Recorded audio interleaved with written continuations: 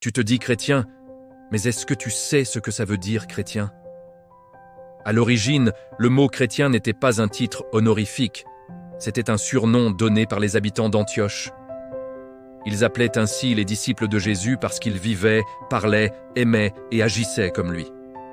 Ils ne se contentaient pas de croire en Christ. Ils ressemblaient à Christ. Et c'est pour ça que chrétien veut dire littéralement petit Christ. Mais aujourd'hui, beaucoup se disent chrétiens sans être prêts à vivre comme Christ. On veut porter son nom sans porter sa nature. On veut partager sa gloire sans partager sa croix. Et pourtant, la vie de Christ, c'était quoi? Persécution, rejet, humiliation, souffrance.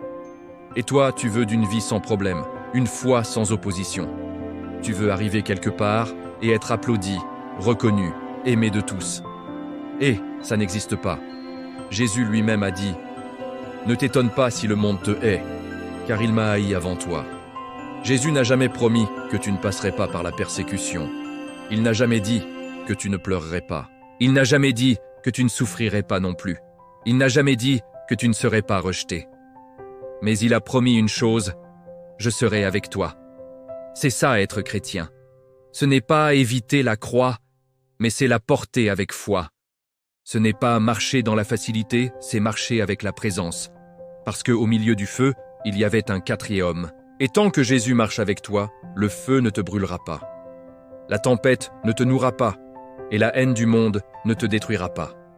Être chrétien, ce n'est pas être applaudi, mais c'est être approuvé par Dieu. Abonne-toi et partage.